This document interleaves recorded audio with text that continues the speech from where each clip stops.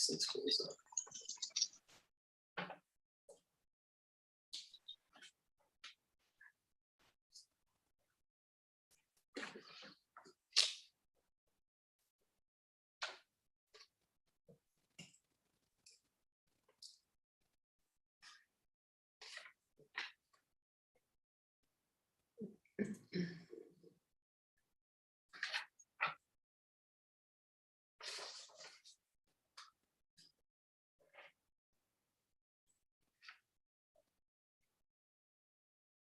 Okay.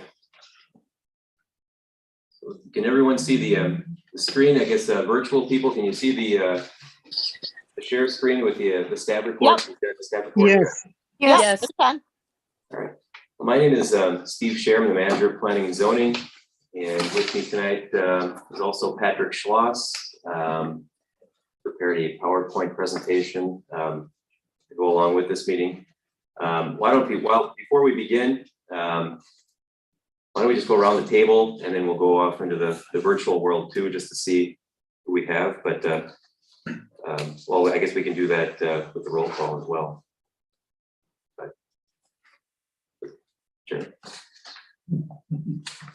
I'll start? Yep. Okay. My name is Steve Hook. I don't know what you want. That's good. Yep. Yeah, just go around the room. Make sure we get everybody. Retired fire chief. I'll just call the roll. I'll call the roll and just say you're here. So why don't we, you guys, bring the meeting to order, and we'll call the roll right now. So start off the top here. Dawn Groshek. I am here, and I was going to come in person, but I have bronchitis, so I decided to stay away. So, Okay. But I am here. Thank you, Dawn. Hope you feel better. Jennifer Kruger. Thanks. Here. Alyssa Olstead. Here. Michael Plicka. Not here. Holly Patzer. Here. Okay. Alderman Weigel. Right here. Tasha Koa. Here. David Kay. Here. Marion French. Steve Hook. Here. Shelley Strasser. Here. Carolyn DeLuey. Graciela Hernandez. Here. Thank you. Alfred Summerall. Here. Thanks. Marshall Lawson. Here. Alderman Keene. She's excused. She's up north. Up north. Good excuse. Good. Also have with us tonight Alderman Vitale, Kathy Gale, and Thalia Mendez. Is there anyone else I haven't called off?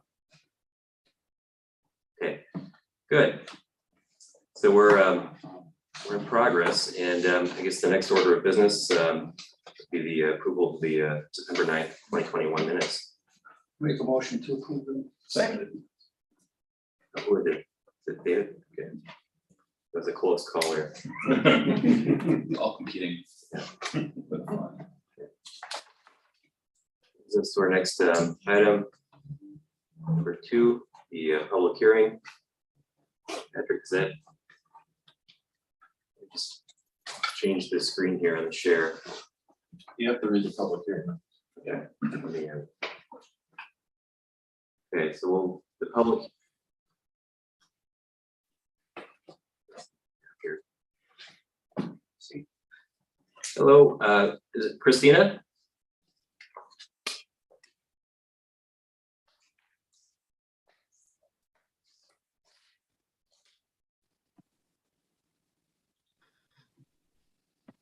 Christina, you're muted. I do believe that this is Christina Knudsen, my colleague from WIBIC. Okay.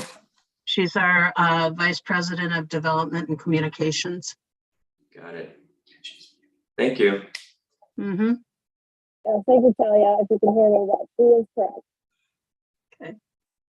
Okay, so we're going to agenda item number 2, the public hearing, which is a fiscal year 2021 consolidated annual performance and evaluation report for the Community Development Block Grant Committee CDBG program.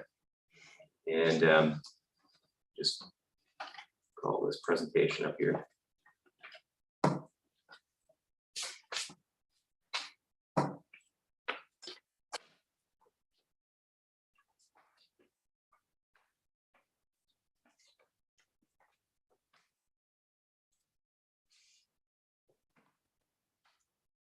want to see the screen? Yes. Okay. Patrick, do you want to? Want me to do this? Sure. Okay. So in 2021, we projected a budget of $1.4 million. The actual allocation was 1.488, so that was pretty close. So we received a little bit of additional funding from HUD in 2021. On to the next slide. When we do the budget each year, we also allocate certain amount or project certain income. Excuse me. Mhm. Did you just say you changed the slide? Yes, yeah, is it not? We are Cycling? seeing the a different slideshow. It says C1 approval of minutes from September 9th. Okay, 1 second. Try again.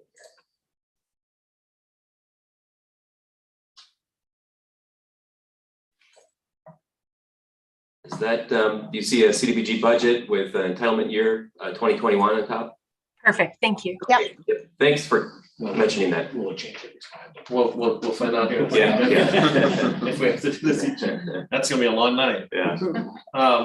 We projected 78,000 roughly income for housing loan repayments. We actually got 157,000, and we projected around 113,000 or so in economic development loan income when we made 219,000. That means a loan paid off that we did. So we received a lot of interest income and a large repayment of an economic development loan. So that actually, the extra income goes into the whole program kitty, let's just say, and we reallocate it to future projects that we might have. To the next slide.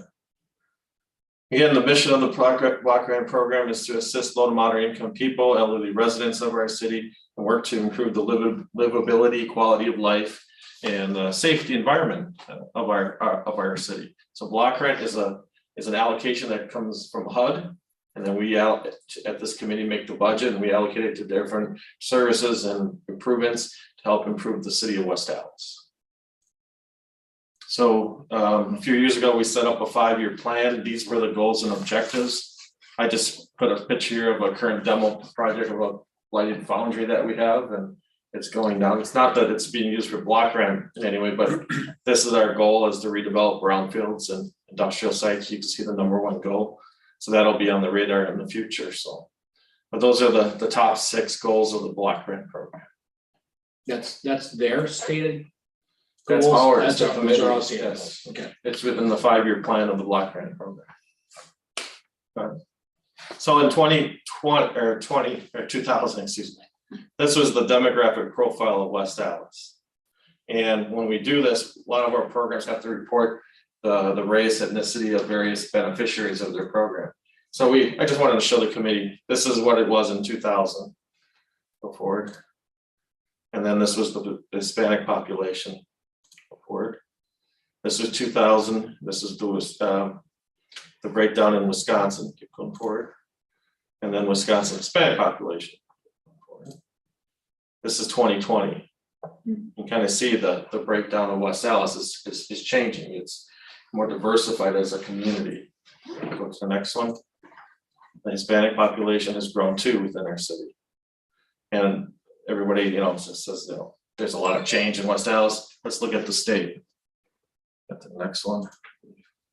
Hispanic population. I might have Wisconsin's demographics. The next one. Oh, I forgot to put that. Okay. I forgot to go back and fix that. But Point is diversity. point is that our diversification of the city is falling in line with national trends. So there's nothing, looking at our community, etc., which is really cool because it just means we have to reach different populations with the programs that we have. So tonight we usually go over what we have achieved in the block grant program in the last year. Now we're still coming out of COVID, remember, last year. And the one thing to note is when we receive our federal funds, we don't get them on January 1st. All right. I think today you just heard they passed a big spending bill or last night, I think, in DC for the balance of the year, I think it is. I don't know. We still don't even have our money for this year. We didn't get last year's money until I believe it was October for all of 2021. So it's a horrible process in terms of how that happens.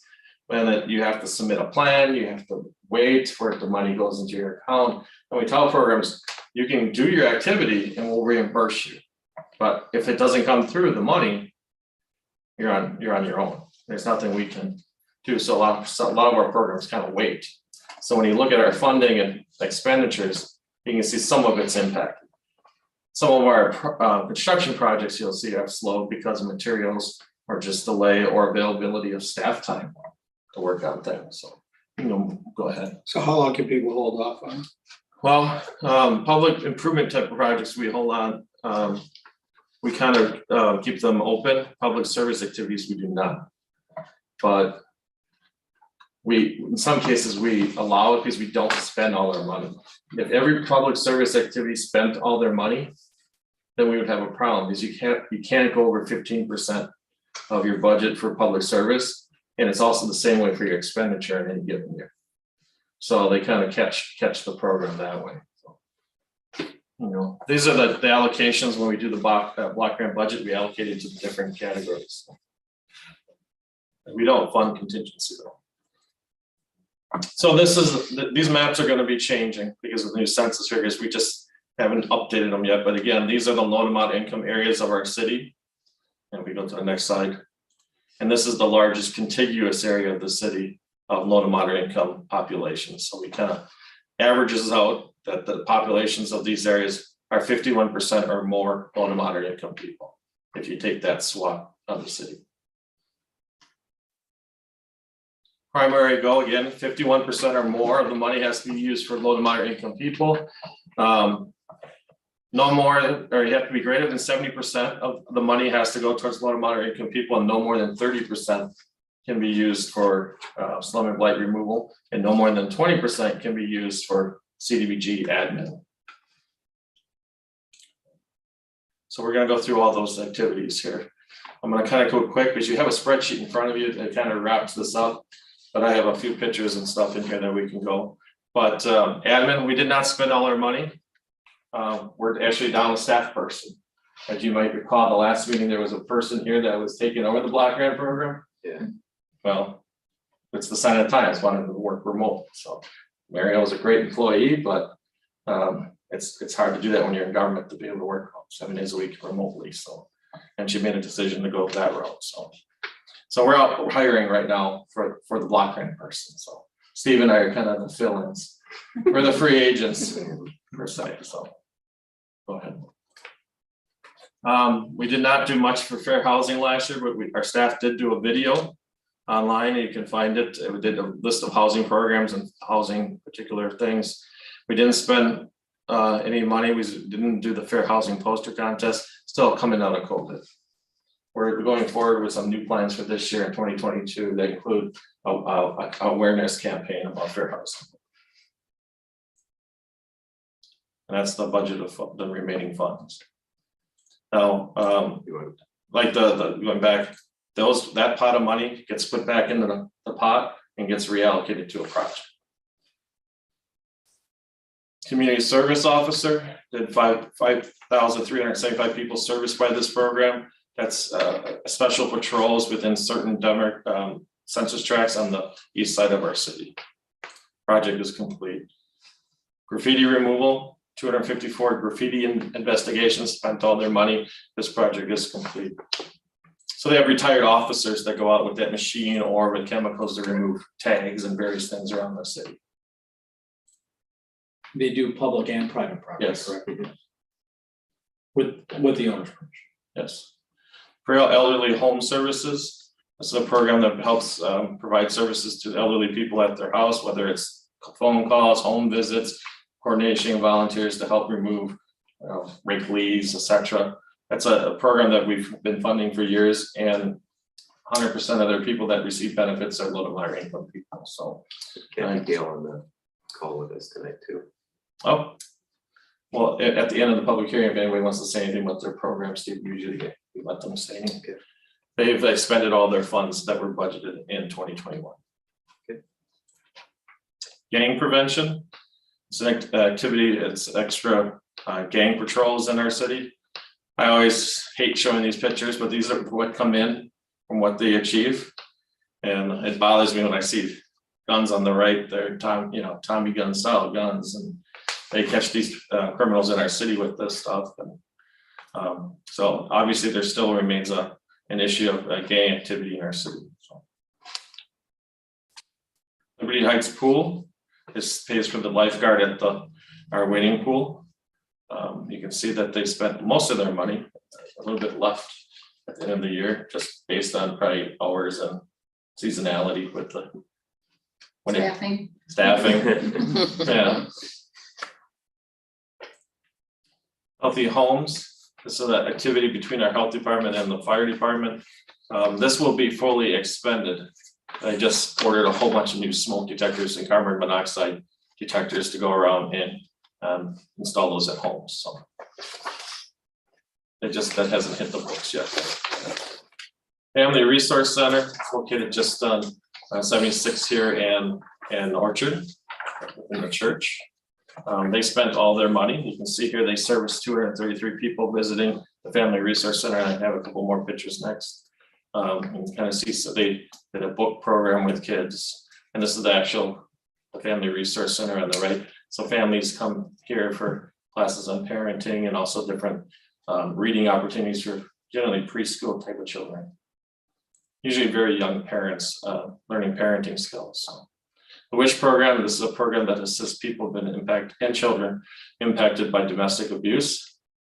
You can see they spent a good share of their money with a balance still remaining. That will be closed out, and they have new funding for 2022. Big step. They went to a new format, more online type of training for jobs. They've had some turnover as well at WRTP. You can see they were awarded $21,400, spent around almost $20,000 of that, leaving a balance of $1,600. This was a new activity that was funded in 2021, and they didn't start till late because they were waiting for the actual funding to come in. And this is the kind of a coordination activity between multiple services in our city, whether it's the health department and dealing with kind of how can I say, like they might have had drug issues, health issues, and they're doing direct outreach, kind of a new approach. Sometimes, so they're over here at the church during the special Wednesdays for low-income people and homeless can come and get services, and they're stationed there. Street Angels. Yes, but it's our fire department representative. Yeah. Homeless outreach. This is partnership with Milwaukee County. They provide service again over here as well, going around doing patrols of our cities, stopping to help homeless people. And this is the balance left in the public service category. Housing rehab. So this is when we provide loans to low-income individuals to fix up their properties. So we right now have around 120 loans in that portfolio, and this pays for the staff person to deliver these loans. So what they do is they help a person with an application, collect all the tax information. So when you qualify by income, you have to provide your taxes, payroll statements, bank information. It's all qualified that way for the federal government. So anyway. So when it comes to funding, so this was funded at 100,000. You see 82 because we take that money out of that category and then throw it into a loan. And you'll see the next category is open loans. So that's what's remaining yet for 2021. They're always behind. They're always using prior year money and then using the actual money. And this one has really been impacted by the material, costs and things like that, and availability of contractors. So people are in line. We have a few applications that are in, so we'll be using those funds up. And this is a category where all the open loans that we have that are still under construction, not closed yet, and that's their balance. So we pulled that money out of the other account and put it in here. And we also put in some of our income to some of these loans too, because we have to spend that quickly. So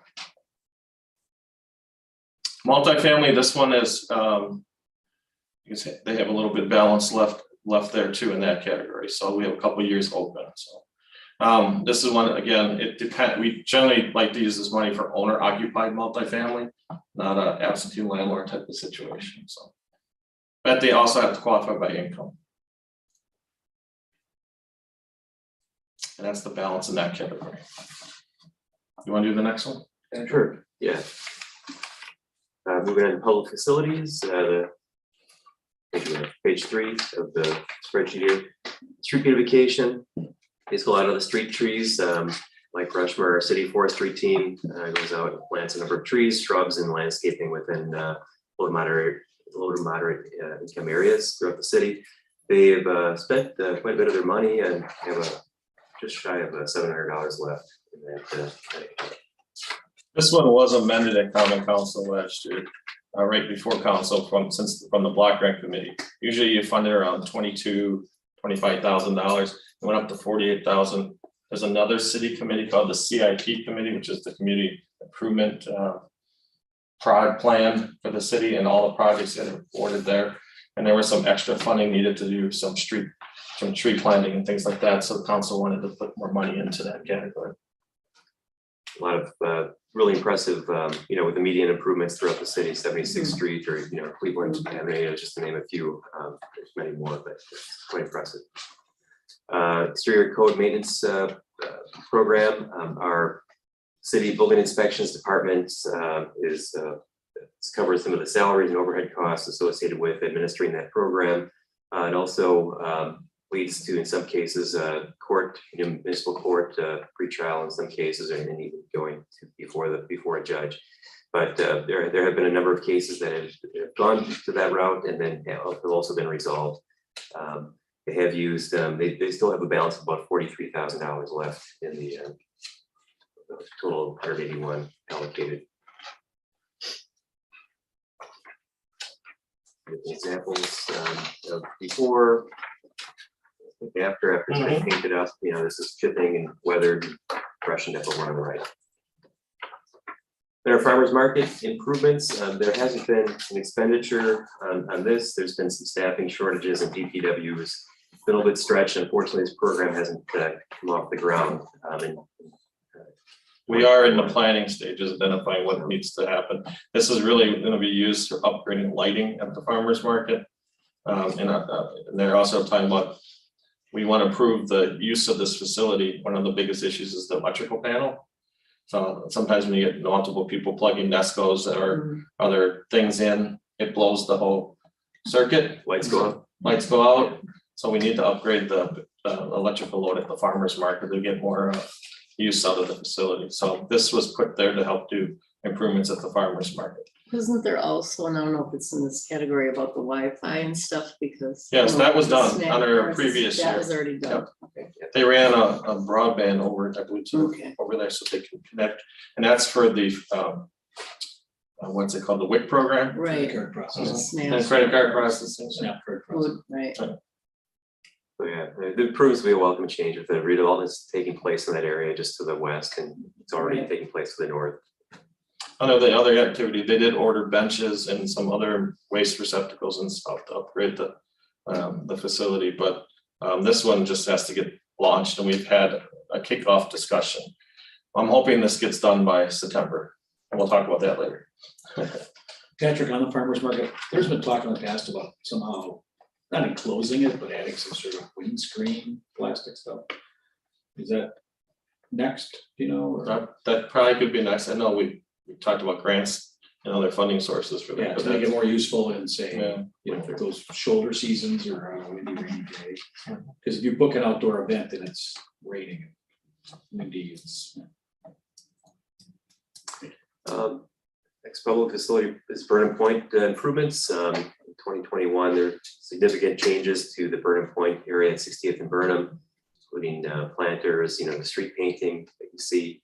It was all inspired as part of a Better Block project in 2019, which led to some recommendations from the Better Block group, and then through the CDBG allocation here and capital improvements, the project was actually completed in 21, which reduces the crosswalk distances, added the addition of some bike lanes for segment of Burnham Street, improved improving, what some of the turning radiuses that were previously in slowing some traffic down, ideally just sort of to create some place at this intersection.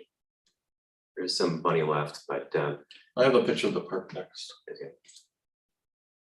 This was a gravel parking lot across the street from Burnham Bowl, which was under the city's control and ownership of the city.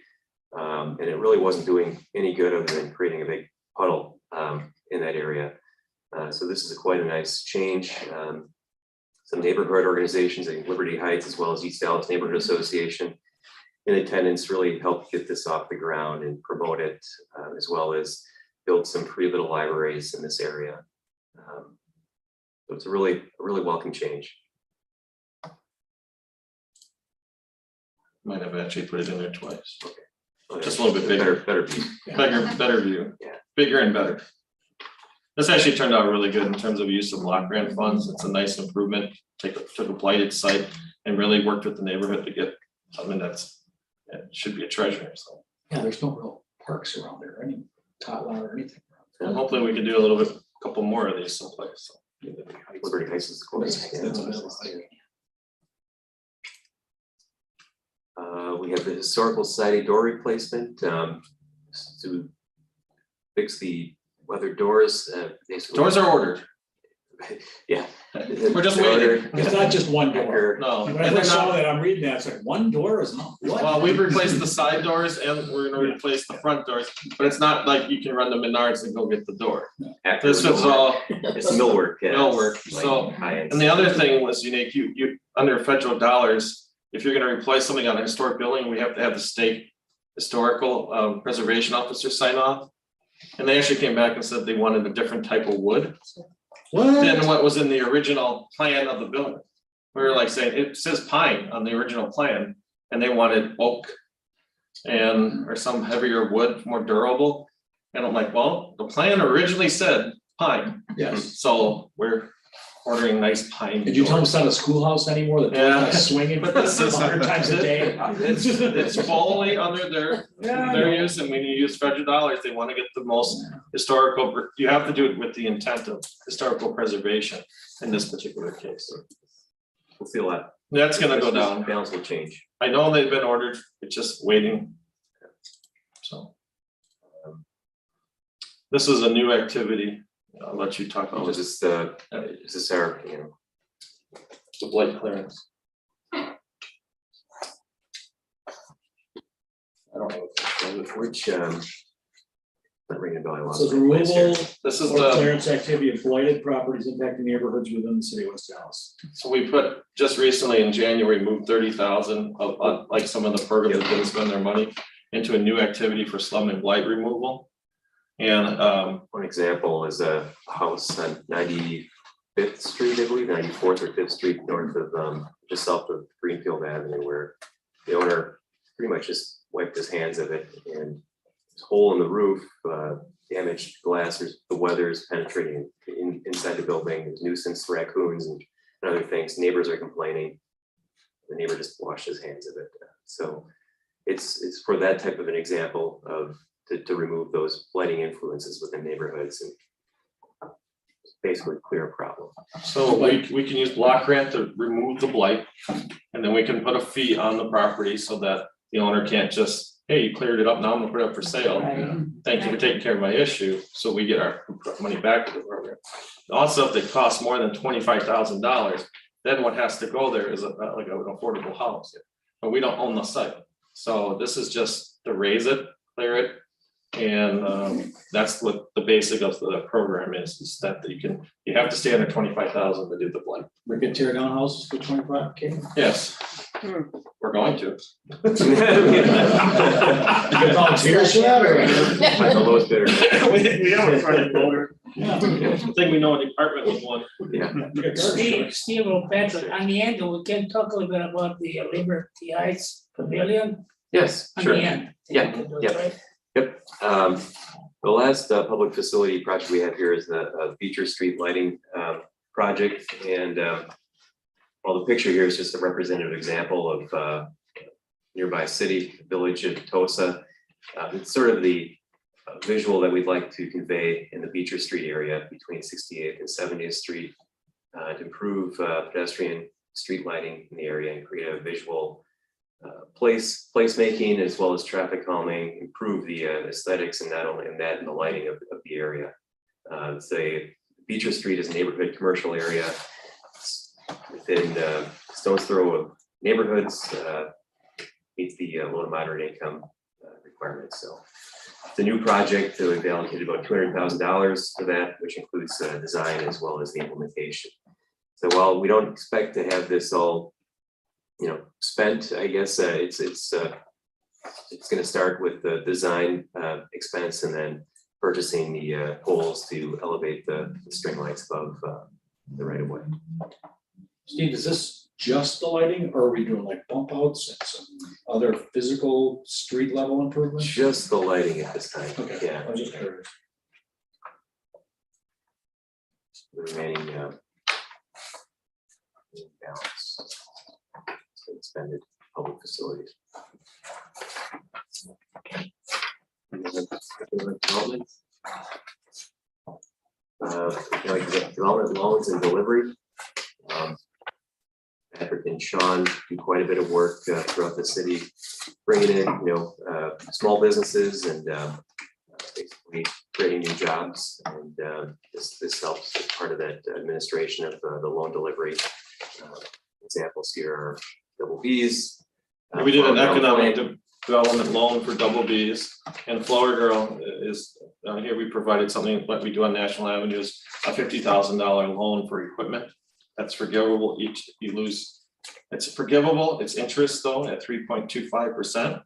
And then at the anniversary of the note, we waive 20%. So that way the idea is it's hard to start food businesses. And this provides the seed money to launch something.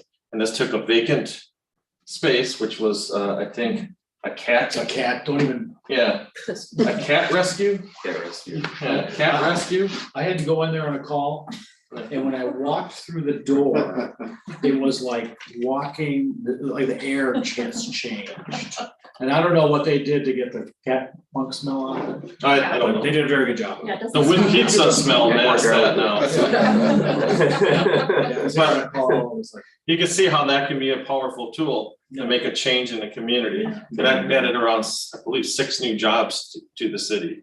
And that'll grow because they've actually now inquired about the space next door. I was wondering, was there any plan? So that's kind of, Yeah. This is a highly- This is a YouTube. yeah. Security clearance. We have a lot of that. No, they've reached out, so Yeah, but we'll see if we can. except for him. Yeah. All right.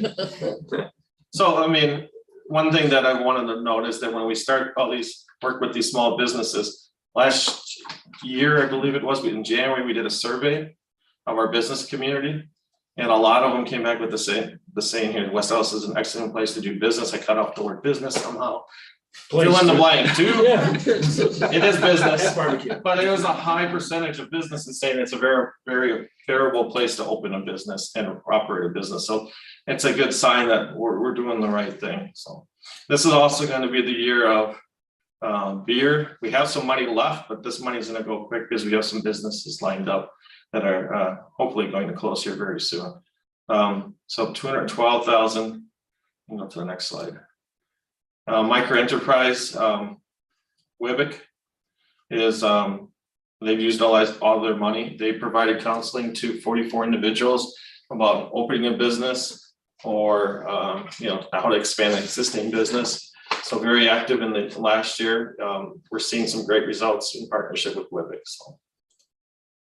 Commercial facade program, we actually have a resolution in the council for a $65,000 facade grant for this building right here.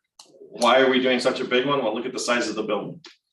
And it's such an influence in our downtown, and this is going to be converted into an event space. And it's a new project. It's going to be called the Deco. And we're seeing great success with the Gauge in their event space, and this will bring more people again into our downtown, etc. So the windows aren't cheap. That's why it's a big size grant. And when we give these facade grants, the businesses have to apply to do something called prevailing wage. So when you use federal dollars, anything over $2,000, it's called Davis Bacon. The only thing I think with bacon that's not very good.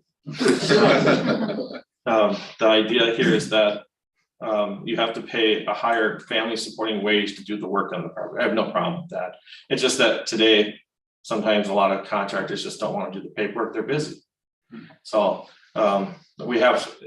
this one's in the board. We've already met, I think, with a few of the contractors, so they know. So and that's the balance of funds. And I think the next slide is the full balance of funds. And during the public hearing here, Steve, I just want to mention, we are working really hard right now to expend money. It is a big issue right now. When I say that, it's something called timeliness under the block grant program. COVID, yes, the federal government kind of waived all that. But no, we're back on the clock this year. So now that if we have success like we're having with money coming in from program income, they kind of look at all the money you have and they go, you got to get this out the door. And by September 30th of this year, which is the end of the fiscal year, we'll get a test. It's called 1.5% of your entitlement. You can have 1.5 times that amount. We're going to be over that if we don't get going on some activities. So then that means the federal government comes from DC and let's review all your books. And that's what we're trying to avoid. Takes even more time. Yes, it'll take tons of time. And then We're do- already meeting quarterly with them. Just this, we have a spreadsheet that tracks all the expenditures. So each time there's a draw, I kind of been tracking with Steve and we're kind of monitoring how that money's spent. One of the big things that we did do for Alderman Vitale's kind of comment there is we did hire a consultant to start reviewing the Liberty Heights Pavilion. It's a pavilion that's been under another physical property study. It needs work and it's heavily used by the rec department in terms of school activities and in the summer. And the amount of work that needs to be done, it actually equates to demolition.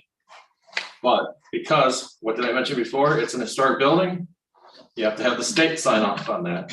So you either have to preserve it or you have to do something that will bring the intent of that building into the new building. So kind of pay homage to it. I don't know how that's done. So we hired a consultant to kind of figure that out for us. So that's on the radar, that See, the project. That's a problem really- $700,000 project. that occurs now, we have problem with the people, North National, the east portion of Liberty Heights, you know. That many of the people have to go and vote at the senior center this year, you know. And that to me, it's not really, for years, we used to use the Liberty Heights Pavilion. And now I think it's a big drastic change. So the fact that is that, so that's one big thing that we have to really considering, to put some money on that, you know. Right. The roof is bad, you know, the roof is ready for, I mean, the shingles up there, so it needs a lot of attention. WCC in the late 20s. Okay. Yeah, In 30s. 30s, Yeah. after the great crash. Yeah. yeah. That's rumors. That's it. When the depression started, the first depression. Gladly, I know, Steve, will answer any questions from the committee, you know, to us, or we can answer any questions to those online. Patrick, you said about getting more money out the door. Yes. So you're looking, if we have any kind of specific projects we might want on that are, that kind of follow the kinds of programs that we've seen here, we should certainly reach out to you. And say, Yes. Things that can close and spend the money quickly. That's the challenge. It's complete opposite of what, you know, when we think of government, you gotta save and not spend money. HUD is all about, you gotta spend the money quickly. And the whole idea that they don't give you your money till October. Right. It just throws this whole timeliness program kind of in whack in my mind. We have but to be timely. They don't. We have to be timely, but they don't. So are you impacted in future years if you don't spend it Yes, besides yeah. this year? They'll Because then they reduce say, your well, amount. you don't need it, so we're not gonna give you that next Correct. year and the year after. So That's- it's, so the domino effect's really important. So even, yes, we don't have the amount of staff to do it, we just gotta hire people to do it, Mhm. so.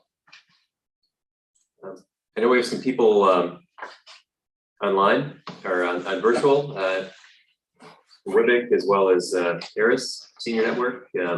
Anything you'd like to add?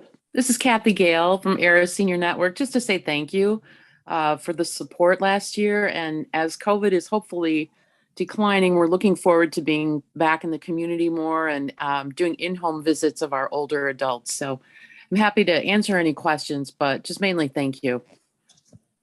Thank you, Kathy. Yeah, I would like to say the same. We really appreciate the support and really enjoy working with the city. And yes, we too are really looking forward to getting back in person. We've opened our office a little bit and we're starting to offer in-person classes, and we're just going to keep adding those as the year goes on. Thank you, Talia. Okay. Is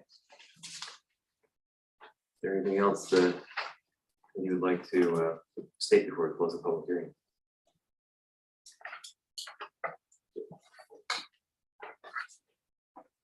Patrick, do we need a, just looking at this here, do we need a?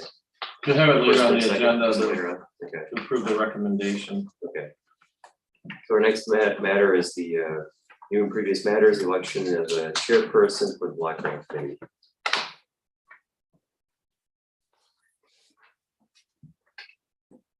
No, I'll speak at once. Anyone, I nominate Steve. Wood. That sounds great. I second it. all right. Well, you gotta stand up and give a speech Yeah, now. right. You can't go for it out here in something. And you're in charge of spending all the money by It's September. right that, what was that? About 800,000? By a fire truck. Sure. Yeah, that's right. 10 years ago, I could have found a lot of use.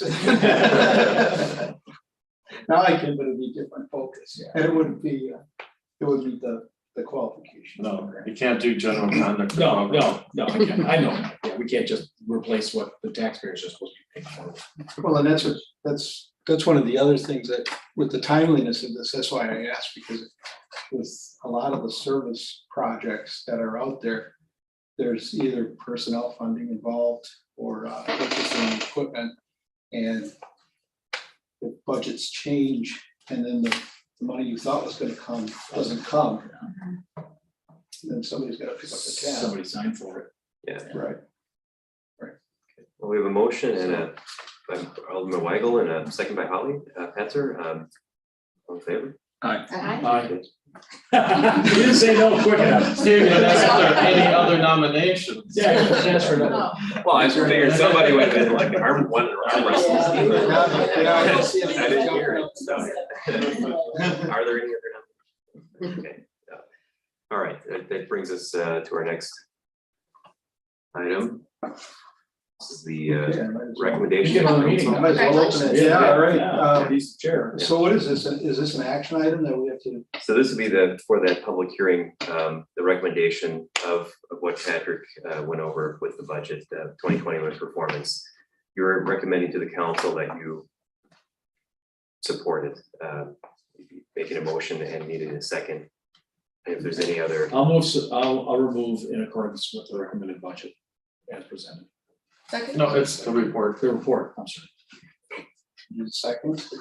So all in favor? Oh, is there any discussion first? So none, all in favor? Aye. Opposed? It's unanimous. okay. Good. We have a report on CDBG COVID 1, 2, and 3 funds. Yeah, really interesting. One is just three. Alright, Did it end at let's three? put the next slide. I have a table. Okay. Next week at council, I'll have more details, but tonight I just wanted to, under the block grant program during the COVID, we received 3 allocations of funding. And we pretty much have allocated most of it. Some of it's not out the door yet. CDBG 1 was 762,000. There's still money left. There's a good deal of it went to the health department, but the health department also received multiple other funding sources. So this is a little bit more complicated when you use block grant. So they've been using the other funding sources. CDB 2 came from the state. We just contracted for that in 2021. We do have 2 commitment letters out for that money for helping businesses. We said we told the state, we get this allocation like the grantees that we have on our program. We're actually a sub-grantee to the state for the money. So we're applying to the state to get 323,000. That's what we're eligible for. And then that'll be loaned to businesses as a forgivable loan for job creation. So one of the big ones that's already in is the hotel, Holiday Inn Express. They didn't receive any program fund or assistance during the COVID. Because they opened in during COVID. And they said, well, that's, there's no programs for that. So we're trying to provide them assistance. They were supposed to open at the time of the Democratic Convention. Yeah. And they did, and nobody was traveling. So it's kind of that's why that's where that is supposed to do, is to help businesses during that time. And they did hire people. So that's one of the big things that we're working through. And then the other one that's been a commitment letter was Rapinas. So at this point, so there'll be around 100-some thousand left to CDB2 after we close those loans. I don't know why these lines are on the screen, like it's, I was gonna ask you, that's some branding or? I don't know what it is. I think it's on the screen. I don't know. I think it just, I don't know. hey, look at that. You go back and then one more. I think we need a new screen. So in the 303,000. Is there a marker here? Was another allocation that came from HUD, and that's been all dispersed, and that was used as small business grants throughout the city. And Woodbury also allocated a good deal of those funds too. So the council, and then once I'll give them a report, and everybody here at the committee will get a copy of that report, so you can see how it's spent.